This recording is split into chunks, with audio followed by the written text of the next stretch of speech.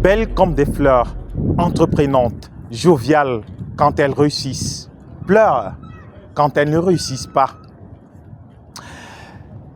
À l'ère de l'émancipation de la femme dans le monde, quelle est la place de la femme dans la société sahélienne?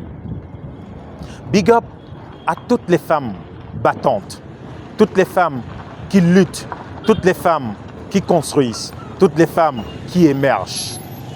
Voici un regard croisé des jeunes femmes moulées dans la société sahélienne à l'ère du numérique et de l'émancipation.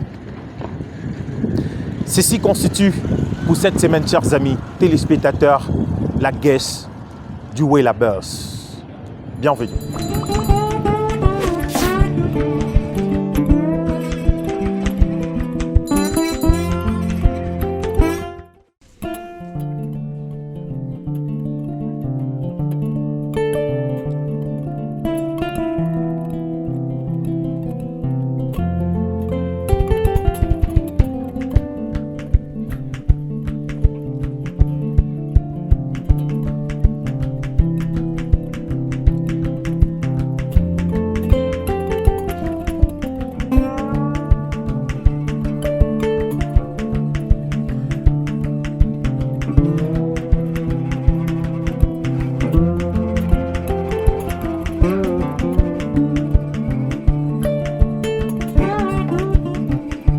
Juni Porgunal, je suis journaliste et en même temps responsable de l'association Gogetas Women Africa basée ici même en Ngaoundéré. Hawa Oudaïrou, je suis entrepreneur, consultante en communication digitale et promotrice de la plateforme d'Amazing Wela. Bon, je suis aussi députée jeune et doctorante à l'université de Ngaoundéré. Vanessa Guy, étudiante en thèse de doctorat à l'université de Ngaoundéré, spécialité histoire politique et des relations internationales, plus approfondie dans l'histoire du patriotisme et des violences. En outre, je suis enseignante dans un établissement secondaire de la place.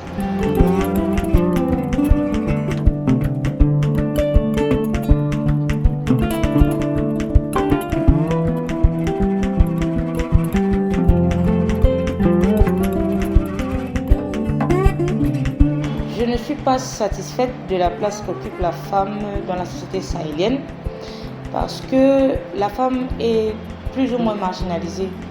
J'ai vaguement l'impression que dans le Sahel, en général, la femme n'a pas été éduquée pour être un leader. La femme est plus ou moins, dans la plupart des cas, relayée en second plan. La femme, dans la partie sahélienne du Cameroun, est née pour la cuisine et pour le mariage. Quand on voit une femme qui arrive à se démarquer du lot, elle est soit mal vue par la société, soit considérée comme une rebelle. Je vois des femmes qui ont l'ambition peut-être d'entreprendre dans un secteur bien défini, mais elles sont un peu coincées par les stigmatisations, les dogmes religieuses, les traditions qui les empêchent de s'épanouir.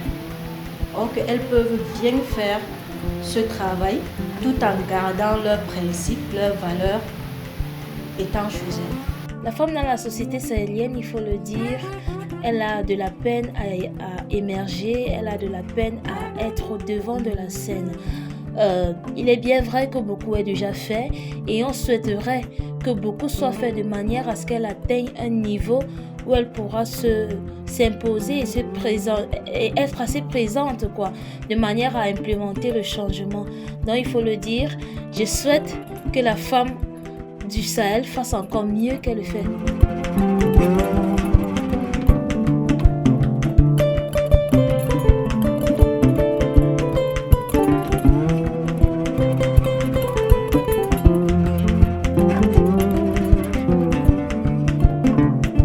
En fait, moi je dis que c'est la mentalité.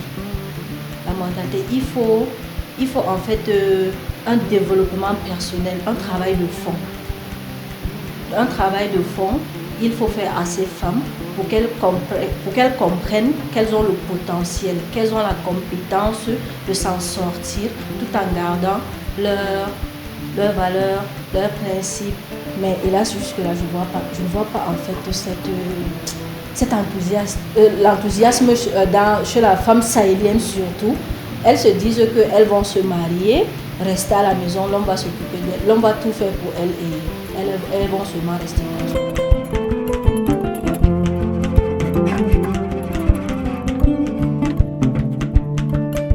Nous constituons notre propre blocus. La plupart des temps, on n'aime pas oser et on n'aime pas voir les autres femmes comme nous oser. Et en plus de cela, il y a aussi la place de l'homme qui se voit un peu menacé lorsqu'une femme tend à prendre les devants de la scène.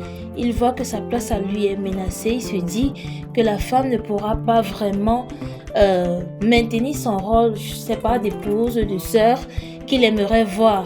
Et c'est ça qui constitue en réalité le blocus à ce que la femme soit au top niveau.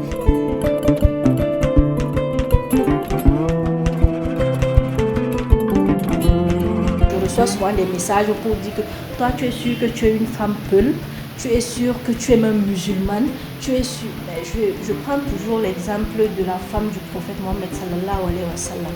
Avant même de se marier au prophète, elle-même, elle était d'abord entrepreneur. Donc, des contes qu'on nous raconte de l'histoire du prophète, sa femme était commerçante. Donc, je ne vois pas pourquoi la femme sahélienne, musulmane surtout, n'a pas sa place dans la société, peut-être pour entreprendre ou bien pour sortir de sa zone de confort et s'épanouir tout en gardant ses valeurs et ses principes.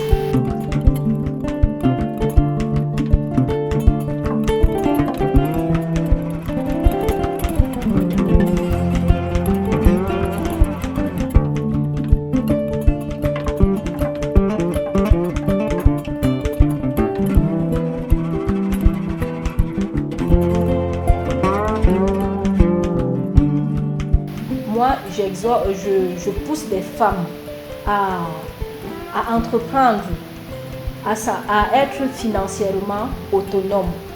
Pas plus tard, il y a quelques jours, j'ai eu à lancer une formation à 100% en ligne pour des femmes. J'ai nommé ça les vendeuses d'élite. Donc, je vais donner à ces femmes qui sont étant à la maison, qui ont des business qu'elles font en ligne, donc des stratégies en fait pour fidéliser leurs clients, pour augmenter leur cash flow, pour comment transformer un prospect en client, etc. etc.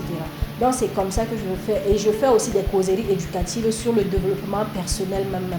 Je reçois des personnes souvent en ligne, souvent en présentiel. Les personnes prennent de rendez-vous. Donc en fait, pour ma part, c'est comme ça que j'essaye de mettre ma petite pierre à l'édifice.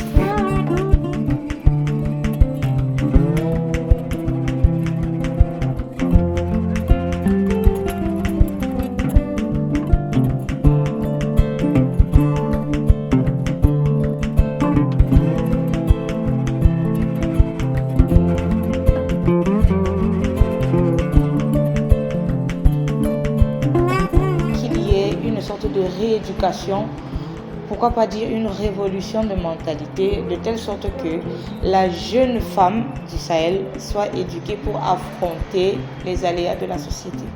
Qu'elle ne soit pas éduquée comme un homme. Non, je ne suis pas pour ceux qui pensent que la femme peut prendre la place d'un homme.